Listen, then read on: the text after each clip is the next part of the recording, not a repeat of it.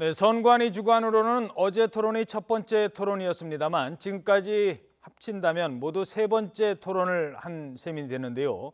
후보들 간 설전 치열했습니다만 정책을 좀 듣고 싶었는데 오히려 감정 싸움에 집중하는 것 아니냐 이런 얘기가 나오기도 했습니다. 지금부터 얘기 나눠보도록 하겠습니다. 이기정 YTN 보도국 전임 기자 그리고 윤희용 오피니언 라이브 여론분석센터장 자리에 함께했습니다. 안녕하십니까? 안녕하세요. 예. 일단 어떻게 보셨습니까? 어제 같은 경우는 이제 세 번째라 전략도 좀 각자 좀 짜여져 있을 것 같고 뭔가 좀 정책 공방이 있을 것 같았는데 좀 그렇지 못했다는 점이 나오고 있어요. 네, 그렇습니다. 어제 아까 기자 리포트에도 나왔듯이 후보들 스스로도 토론의 수준이 좀 낮았지 않았냐 이렇게 자평을 할 정도로 저희 국민들은 아마 실망감이 컸을 것입니다. 지금까지 물론 후보를 결정한 사람도 있겠지만은 부동층도 많이 있지 않습니까? 후보 검증을 통해서 TV 토론을 통해서 모처럼 이분들의 정책이 무엇인지 이런 것을 보고 싶었는데 한마디로 뭐 격화소양이라는 말이 있죠. 그 발이 가려운데 신발을 신은 상태로 긁은 거 하나도 가렵감이 해소되지 않습니까? 이런 수준으로 뭔가 갈증만 더해가는 3차 토론이었다 이런 생각이 들고요. 특히 북핵해법 같은 거 어제는 정책 토론 아닙니까? 예. 안보, 외교 정치에 대해서 이 제안을 뒀는데 이 부분에 더 얘기는 안 하고 북핵에 대해서 처음에 질문을 주니까 해법을 어떻게 하냐. 미국과의 한미 공조를 튼튼히 하고 중국을 설득하겠다. 딱 이 원론에서 머무르고 더 이상 진전되지 않는 모습 이런 걸 보고 많은 사람들이 갈증을 많이 느꼈겠다. 그러면서 현재 오자 토론 방식에 대해서 상당히 회의감이 들지 않을까 이런 생각이 들었습니다. 예, 이게 5명이 토론해서 그런 현상이 벌어지는 걸까요? 뭐 형식에도 문제가 있는 거라고 보십니까? 그렇죠. 뭐 일단 어제 뭐 관련해 가지고는 말씀하신 대로 이제 정책보다는 정쟁, 또 이성보다는 감정, 또 합리보다는 비합리, 미래보다는 이제 과거, 뭐 이제 이렇게 이제 얘기가 됐다고 얘기할 수 있을 것 같은데 이게 어쨌든 5명이 주요한 후보들 이긴 합니다만은 5명이 이제 토론에 임하다 보니까 사실은 질문이 더 깊이 있게 나아가지 못하는 측면들이 있겠고 본인들의 타겟들이 서로 다르지 않습니까? 그렇죠. 예, 그러면서 누구의 그것을 공략함으로써 본인이 이제 지지를 흡수해야 된다는 것에 포커스가 맞춰져 있다 보니까 실제로 어떤 정책에 있어서 내가 돋보인다는 것을 부각하는 것이 후순위로 밀릴 수밖에 없는 것입니다. 그러니까 이제 많이 기대했던 부분에 대한 이제 정책적인 심층이 있는 공방들은 사실 뒤로 밀릴 수밖에 없겠고 본인들이 타겟으로 한 후보에 대한 면박주기 또는 부정적 이미지 심어주기 어떤 나쁜 이미지 규정짓기 이런 것들이 사실 주가 될 수밖에 없는 그런 측면이 있었다고 할 수 있겠죠. 예, 그러니까 주제를 차라리 정하지 않고 그냥 얘기를 해보십시오라고 했다면은 뭐 재미도 있고 그랬을 텐데 어제는 분명히 주제가 있는데 그 주제를 무시하는 발언들이 많이 나왔다는 점도 지적이 되고 있습니다. 자, 몇 가지 한번 살펴보도록 하죠. 근데 일단 시작부터요. 토론을 못하겠다. 뭐 자질 문제가 거론되기도 했습니다. 홍준표 자유한국당 후보 자질론부터 시작이 되는데요. 당시 상황 함께 보시겠습니다. 저는 성폭력 범죄를 공모한 후보를 경쟁 후보로 인정할 수가 없습니다. 저는 오늘 홍준표 후보하고는 토론하지 않겠습니다. 돼지 흥분죄로 강간미수의 공범입니다. 저는 홍준표 후보가 즉각 사퇴해야 마땅하다고 생각합니다. 저는 일단 사퇴하라고 말씀드렸습니다. 그러니까 저는 얼굴 보지 않고 말씀드리겠습니다. 친구가 그렇게 하는 것을 못 막았다는 것에 대해서 저로서는 정말 죄송스럽게 생각합니다. 다시 한번 사죄의 말씀을 드립니다. 자, 이 문제가 쉽게 논란이 사그라들지 않고 있는데요. 일단 후보의 이건 뭐 기본 자질의 문제다 이렇게 지금 나오고 있지 않습니까? 그렇습니다. 예. 예. 물론 홍 후보 같은 경우는 뭐 본인이 45년 전 대학교 시절에 철없던 시절의 일이었고 본인 자서전을 통해서 그 부분에서 반성을 했다 하지만은 지금 어느 때입니까? 이제 정말 인권에 대한 문제도 본인이 얘기하고 있는 부분이고 북한 인권에 대한 얘기도 하기도 하고 또 딸이 있는 부모들이 볼 때는 이런 후보의 어떤 과거의 행적 같은 것들에 대해서는 더 철저한 반성이 있어야 되냐 이런 생각을 하게 되는데 어제도 마찬가지로 유승민 후보가 처음에 포문을 열었죠. 그러면서 강간미수 공범이다 이렇게 규정을 짓고 사퇴하라. 또 안철수 후보는 아예 얼굴을 안 보면서 좀 토론하는 좀 이상한 현상까지 벌어졌고요. 심상정 후보는 아예 질문 자체를 당신하고는 얘기 안 하겠다 이렇게 해버렸으니까 이 부분이 이제 홍준표 후보로서는 굉장히 아픈 부분일 것입니다. 지난번에 뭐 가부장적인 모습, 뭐 YTN의 대선 안드로메다에서 출연해서 얘기했던 것은 농담이다 할지라도 예. 이 부분은 분명히 있는 사실이고 하니까 아마 본인으로서는 큰 타격을 입을 텐데 이미 비호감 1위로 뽑힌 후보입니다. 그래서 이 부분에 대해서는 큰 지장은 없을 텐데 TK를 중심으로 최근에 이제 여론이 반등되는 분위기가 있었거든요. 조금은 여기에 발목이 잡히지 않을까 이런 생각도 예. 듭니다. 자, 이 문제를 다룰 때 홍준표 후보의 자질을 다룰 때 각 후보들마다 입장이 조금씩 다른 것 같아요. 예를 들어서 뭐 심상정 후보는 아예 얘기조차 하기 싫다는 입장, 뭐 당연히 그렇게 나올 수 있겠죠. 그리고 이 지금 유승민 후보 같은 경우 또 안철수 후보 같은 경우는 후보 사퇴해라 지금 당장이라도 이렇게 얘기를 하는데 네. 문재인 후보는 뭐 비난은 안 해서가 아니라 비난을 합니다만 강도가 후보 사퇴 얘기를 안 하고 있거든요. 강도가 이제 약하죠. 예. 그것은 이제 이번 선거는 사실 구도가 결정하는 선거입니다. 그러니까 구도가 어떻게 짜여지느냐에 따라서 당선자 여부가 바뀔 수도 있고 예. 1, 2위 여부에 대해서 이제 규정되는 것이 뭐 환경이 전혀 달라지는 환경이 될 수 있는 상황이기 때문에 그 부분 때문에 사실은 정치적으로 약간 이제 이해될 수 있을 텐데요. 문재인 후보 측에서는 이것이 다자 구도가 될수록 3자 구도 또는 3자 구도 이상이 될수록 견고한 지지층, 약 40% 초반대의 견고한 지지층을 가지고 있는 문재인 후보로서는 그것이 이제 매우 유리한 구도가 되는 것입니다. 그런데 만약에 홍준표 후보가 사퇴하게 되면 이것은 실질적으로 양자에 가까운 그러니까 양강 구도도 더 첨예한 양강 구도가 될 가능성이 높거든요. 예. 왜냐하면 보수층들에 있어서 문재인 후보에 대한 견제 정서가 있기 때문에 그것이 상당히 어쨌든 가능성이 다소간 더 있는 안철수 후보로 급격히 더 쏠릴 가능성이 있습니다. 추가적으로. 예. 그렇게 될 경우에는 어쨌든 경쟁 구도가 다시 만들어지는 것이기 때문에 그런 부분에 있어서 문재인 후보 측에서는 홍준표 후보가 여러 가지 비난을 받더라도 일정 정도의 지지를 유지하면서 마지막까지 완주하는 것이 나은 것이기 때문에 아하. 사실 직접적인 사퇴까지 요구는 하지 않았다고 할 수 있겠고 반면에 예. 다른 후보들 같은 경우는 안철수 후보는 이제 사퇴를 하게 되면 실질적으로 보수표를 더 흡수할 수 있는 것이니까 그런 측면에서 또 심상정 후보 같은 경우는 또 여성이라든가 인권 이런 걸 강조하니까 더 강하게 얘기했던 것 같습니다. 예. 자, 그런가 하면 역시 가장 많은 질문을 받은 후보는 더불어민주당의 문재인 후보였습니다. 지지율 1위를 달리고 있기 때문이죠. 그리고 최근 논란이 된 이른바 송민순 해고론을 두고도 역시 진실 공방이 거셌습니다. 이 부분도 잠깐 들어보도록 하시겠습니다. 비록 10년 전의 일이지만 북한의 인권이라는 매우 중요한 문제에 대해서 문재인 후보께서 지금 만약 거짓말을 하고 계신다면 저는 후보 자격이 없다고 생각합니다. 지금 또다시 제2의 NLL 사건을 되풀이하고 있습니다. 제가 이 부분은 이미 좌시하지 않겠다. 단호하게 형사적인 묻겠다라고 밝힌 바도 있습니다. 말끝마다 이것을 어떤 북에 대한 태도로 몰고 가는 이런 색깔론을 극복하는 것이 보수가 새롭게 태어나는 가장 우선적인 기준이다. 전 이렇게 생각해요. 네. 이건 전형적인 안보 장사지 뭡니까? 네. 예? 북한 없었으면 보수가 어떻게 선거했어요? 예, 이 부분에서는 두 가지를 짚어볼 수 있을 것 같습니다. 먼저 이제 문제의 본질, 과연 송민순 회고록이 사실이냐 아니냐, 그거를 좀 명확하게 문재인 후보 측에서 좀 더 자세히 좀 밝혀졌으면 북한에다 물어보는 거냐 아니냐, 물어봤다면 물어볼 수밖에 없는 상황이 무엇이었느냐, 뭐 여러 가지를 지금 그렇습니다. 시원하지 않다라는 얘기가 있거든요. 그렇습니다. 이 본질은 역시 그 유엔 인권 결의안이라는 결의안을 이제 우리가 유엔에서 찬성할 것이냐 아니면 기권할 것이냐 이 부분에 대해서 우리 정부가 어떠한 입장을 택할 것이냐 이 과정에 대한 문제인데 여기서 북한의 입장을 우리가 사전에 물어볼 것이냐 이런 부분하고 아니면 문재인 후보 말 맞다나 이 부분에 대해서는 어떻게 돌아갈지 정세 파악을 한번 해보자 이 수준의 그 논란이었습니다. 이게 그렇다 보니까 계속 이제 서로 보는 시각이 제가 볼 때는 다른 것 같습니다. 예. 송민순 전 외교부 장관도 역시 그 문재인 참여정부의 같은 뭐 안보 라인에 있지 않았습니까? 그래서 얘기하다 보니까 그때 입장이 좀 달랐던 부분이 분명히 있었습니다. 그래서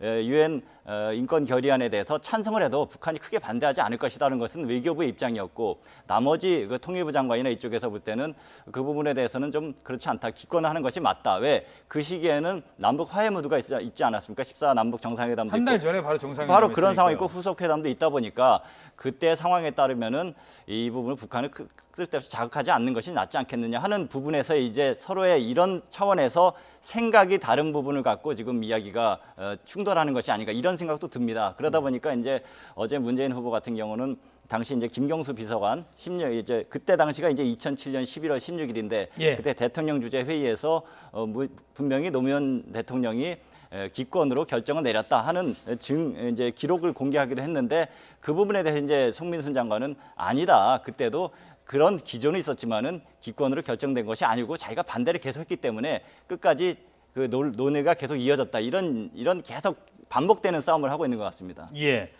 이 부분은 사실 지금 당분간 계속 논란이 될 것 같아요. 오늘 하루 이틀 얘기하고 끝날 상황은 아닌 것 같고요. 제가 보고 싶은 거는 심상정 후보의 이제 태도였는데요.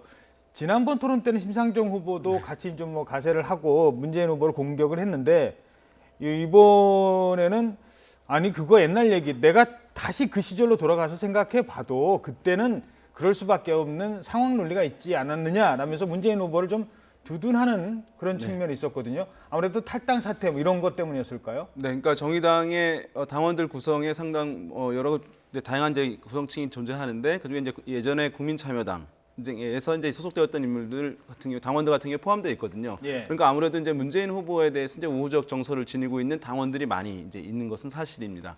그런 상황에서 이제 지난번 토론회에서 심상정 후보 상당히 돋보였습니다만은 그 공세가 같은 진보 진영에 있는 문재인 후보에도 매우 날카롭게 공세가 이어지다 보니까 과연 이제 왜 같은 편끼리 이렇게 이제 할 수 있느냐, 너무 이제 과했다라고 하는 이제 비판들이 당 내외에서 있게 되면서 일부 이제 당원들의 탈당까지 있는 상황들 상당히 이제 있었는데요. 아마도 그런 것들을 의식해서인지 어떤지 모르겠습니다만은 심상정 후보가 어제도 상당히 이제 가장 돋보이는데 토론 모습을 보였습니다. 일관되고 예. 어떤 소신 있는 모습들 또 그다음에 다른 후보들과 차별화된 모습들을 보였습니다만은 문재인 후보가 집중적인 공세를 이제 안보 관련해서 받고 있는 상황에서 일정 부분 문재인 후보 측을 이제 방어하는 듯한 왜냐하면 이제 그 보수 후보들의 공세를 그 색깔론이라고 하면서 이제 하는 듯한 모습들을 보여줘서 이전과는 약간 다른 모습을 보여줬다 얘기할 수 있겠죠. 맞습니다. 심상정 후보 같은 경우 지난번에는 문재인 후보의 이렇게 치밀하지 않은 공약에 대해서 조목조목 비판을 하지 않았습니까? 예. 그러면서 아마 공격을 많이 받은 부분이 사드 입장 있었는데 바꾼 거라든가. 그렇습니다. 그런데 이번에는 이런 겁니다. 이제 인권 결의안 표결과 관련해서 그 북한에 물어보고 안 물어보고가 크게 그렇게 중요한 것이냐, 그 결정이 잘 됐냐 안 됐냐에 대한 것이 아니야. 이런 식의 이제 반박을 핀 겁니다. 그러다 보니까 오히려 문재인 후보가 받을 공격을 본인이 대신 받아줬습니다. 유승민 예. 후보가 바로 아니 그렇다면 당신은 그 북한에 대해서 반대해서 탈당해서 정의당을 만든 건데 과연 다시 또 북한하고 같이 의견 입장이 비슷한 거 아니냐 이런 식으로 다시 이제 안보 공세로 치고 나왔는데 이 문재인 후보가 받을 공격을 심상정 후보가 대신 받아주기도 했습니다. 어제는. 예, 알겠습니다. 자, 잠깐 여기서 오늘 보도된 여론조사 하나 보고 얘기 나누도록 하겠습니다. 문재인 안철수 두 후보의 초접전 양강구도가 그동안 지속돼 왔었는데 오늘 나온 조사는 다릅니다. 격차가 두 자릿수로 벌어지는 것으로 나타났습니다. 자, 양강구도가 흔들리는 겁니까? 그 이유는 뭡니까? 네, 문재인 후보와 이제 안철수 후보 격차가 이제 벌어지고 있는 상황인데 지난주에 주말까지만 보면 10%포인트 격차 조사들이 많이 있었는데 지금은 더 벌어진 이제 조사 결과였습니다. 예. 이것을 보면은 안철수 후보의 어떤 지지율에서 일정 부분 옮겨와 있던 보수층들의 이제 이탈이 있는 것이라고 보입니다. 그러니까 미세하게지만 어쨌든 홍준표 후보 등 보수 후보의 지지율이 아주 미세하게 개선되는 부분들이 있고요. 또 상당 부분이 옮겨간 것은 또 아닙니다. 그것은 이제 상당 부분은 무응답층, 그러니까 부동층으로 옮겨가 있는 상황이기 때문에 예. 지금 안철수 후보가 사실은 계속 높은 지지율을 유지하기 위해서 필요한 것은 뭐냐면 문재인 후보를 이길 수 있다고 하는 기대감과 가능성을 보수층들한테 계속 주어야 되는 것이거든요. 그렇지 않을 경우에는 이 층들이 여기에 머물러 있을 필요가 없는 것이기 때문에. 근데 최근에 안철수 후보의 지지율이 다소 소폭 하락하면서 격차가 나고 TV 토론회 등에서 굉장히 어쨌든 탁월한 모습들 이런 부분이 기대했던 모습이 약간 미흡한 부분들이 보여지게 되면서 그다음에 이제 안보 이슈가 부각이 되면서 안보 이슈는 문재인 후보를 보수 후보들이 집중 공세하지만 효과는 어떻게 나타나냐 하면 문재인 후보의 지지율 하락이 아니라 예. 안철수 후보가 했던 보수층이 보수 후보로 이동하는 현상이 나타나는 것이거든요. 그런 메커니즘까지 적용이 되면서 안철수 후보의 지지율이 다소가 이제 하락하는 경향으로 나타났다. 짧게 이렇게 하나만 더 보십니다. 질문 드릴게요. 예. 이 안철수 지지율이라는 게 오를 때는 막 10%막 쫙쫙 올랐다가 네. 빠질 때는 지금 보니까 뭐 며칠 사이에 또 한 10%가 빠지는 이런 네. 양상이란 말이에요. 뭐 안철수 후보를 이제 좋아해서 지지하는 분들이 분명히 이제 상당 부분 존재합니다만은 또 한편의 상당 부분은 그것이 안철수 후보에 대한 열성적 지지라기보다는 문재인 후보에 대한 보수층에 오랫동안 학습되어 왔던 강한 어떤 견제 정서 예. 이것이 작용하고 있기 때문이거든요. 예. 그렇기 때문에 상당히 갔다가 그렇지 못 성공 가능성이 낮아질 거라고 보이게 되면 일정 부분 빠지게 되는 그런 현상이 나타난 것이라고 이해하시면 좋겠습니다. 알겠습니다. 자, 그래서일까요? 지지율 격차가 이렇게 커져서였을까요? 어제 문재인, 안철수 두 후보의 신경전도 아주 관심을 끌었습니다. 특히 안철수 후보가 질문 내용과 사실 주제와는 상관없음에도 불구하고 뭔가 정말 생각을 갖고 미리 준비된 몇 가지 얘기를 합니다. 직접 들어보시죠. 문 후보께 저는 질문을 드리겠습니다. 제가 MB 아바타입니까? 어떻게 생각하십니까? 한간에 그런 말도 있죠. 지금 문 후보님 생각을 묻습니다. 제가 MB 아바타입니까? 그게 제 생각입니다. 그렇습니까? 안철수 후보님, 아니면 아니라고 본인이 해명하십시오. 지금 그러면 MB 아바타가 아니라고 확인해 주시는 거죠? 저는 뭐 그렇게 생각하지 않습니다. 예. 안철수 문재인 두 후보 참 토론하는 거 보니까 이게 초등학생 감정 싸움인지 대통령 후보 토론인지 내가 참 알 길이 없습니다. 예, 뭐 저거에 제가 갑철수입니까? 요 질문도 하고요. 그다음에 국회에서 뭐 서로 검증하자 이런 얘기들 아주 공격적인 질문을 가지고 나왔는데 배경이 있을 것 같은데요. 어떻게 보십니까? 저는 이 질문을 한 것에 대해서 과연 안철수 공보팀에서 사전에 준비를 했을까 이런 데 대해서 회의적입니다. 어허. 예. 왜냐하면 이런 사전 질문에 이런 질문을 하는 법이 사실 정치적으로는 좀 정치공학적으로 참 찾아보기 어려운 부분인데 이상한 전략이죠. 예. 우리가 유명한 흔히 얘기하는 미국의 언어학자 조지 레이코프의 코끼리는 생각하지 마 많이 얘기하지 않습니까? 예. 어떻게 민주당이 맨날 공화당한테 지느냐 하면서 그 프레임 전쟁 때문에 진다. 그 코끼리를 생각한다고 공화당이 코끼리 아닙니까? 코끼리를 생각하다 보니까 자꾸 코끼리를 욕을 하고 하면서도 민주당이 진다는 겁니다. 코끼리를 얘기함으로써 당락의 생각은 안 하고 예. 코끼리에만 생각한다는 거죠. 갑철수, 문 MB 아바타냐 이런 얘기하는 순간 사람들은 안철수는 갑철수 아니냐 또 모르던 사람도 있었습니다. 갑철수가 뭐지 하면서 좀 찾아보는 사람도 있었을 겁니다. 그러다 찾아보니까 김미경 교수 비서진에 대해서 무슨 갑질을 했나 보다 이런 내용이 나오고 또 MB 아바타다 뭐 이런 것은 모르던 사람도 이제 생각하고 예, 이명박 때 국가미래기억위원회인가 거기 좀 참여한 그다음에 정체성에 대한 부분이 좀 애매한 부분이 있지 않겠습니까? 그러다 보니까 본인이 제가 MB 아바타입니까? 뭐 갑철수입니까? 이렇게 물어보면서 아니라는 것을 문재인 후보한테 검증을 받으려고 하는 것이 좀 이상한 전략이었다. 그래서 문답이 좀 묘했고요. 그러다 보니까 이제 홍준표 후보가 중간에 나서서 이상한 토론이다. 뭐 그렇게 또 일가를 했습니다. 그러니까 원래는 하고 싶었던 얘기는 여기 이제 들고 나온 안철수 후보의 종이 있었거든요. 네. 그런 얘기를 민주당에서 조직적으로 하고 있다. 이 얘기를 하고 싶었는데 바로 그거죠. 예. 질문하다가 끝나버리니까 예. 저 질문을 왜 했지라는 생각이 질문의 들거든요. 요지를 다 알면서도 그것을 상대방에게 이렇게 정치적으로 공세를 취하면서 이렇게 역치게 하는 그런 방법에 대해서 좀 약간 미숙하지 않은가 이런 생각이 들었습니다. 예. 자, 뭐 앞으로 이제 TV 토론 또 뭐 내일도 열리는데 전략을 좀 바꿔야 될 후보가 있다면 어떤 후보가 있을까요? 어떻게 안철수 보십니까? 후보 사실은 상당히 애매한 부분입니다. 우리가 선거 캠페인에서 이제 TV 토론도 캠페인의 이제 일환인데요. 거기에 이제 자기 포지션을 어떻게 규정 짓고 들어가느냐가 매우 중요하거든요. 왜냐하면 내가 1위 주자다, 방어자다라고 한다면 균형감 있고 안정감 있는 모습을 보여주는 것으로 전략을 짜서 그대로 실행하면 됩니다. 너무 이제 과도한 이제 무리수를 던지지 않아도 되거든요. 그런데 만약에 내가 2등, 3등, 4등 후보다 그러면 추격자의 입장이다라고 하면 뭔가 이제 영어로 표현하면 엣지라고 하는데요. 네. 뭔가 돋보임, 탁월한 부분을 보여야 되는 거예요. 이제 그런데 이제 안철수 후보로서는 지금 추격자이면서 방어자인 거예요. 그렇죠. 공격은 제일 많이 받고 예. 또 누군가 쫓아갈 대상이 있는 상황. 그러다 보니까 이제 자기 포지션을 명확하게 구축하기 어려운 근본적인 애로가 있는 것으로 보여요. 예. 어쨌든 그런 부분에 있어서 여러 토론회가 있는데 어떤 분야든 어떤 모습에서든 그것을 좀 세부적으로 전략을 정한 다음에 들어가는 것이 저는 그래도 소기의 성과를 거두는데 좀 효과적이지 않을까. 이제 애매한 부분에서 들어가기보다는 그것을 예. 좀 얘기하고 싶습니다. 자, 마지막으로 30초 드리겠습니다. 네. 이기정 선임 기자께서는 보신다면 전략을 바꿔야 될 후보 그 이유 어떤 게 있다고 보십니까?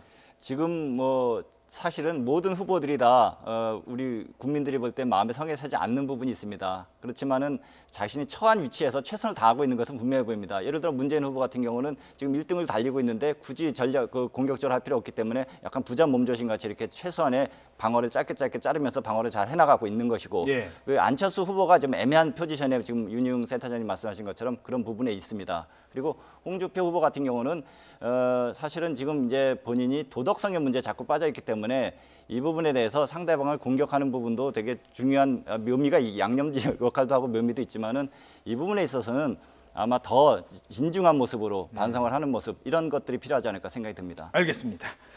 네, 지금까지 이기정 선임 기자, 윤희용 오피니언 라이브 센터장이었습니다. 두 분 고맙습니다.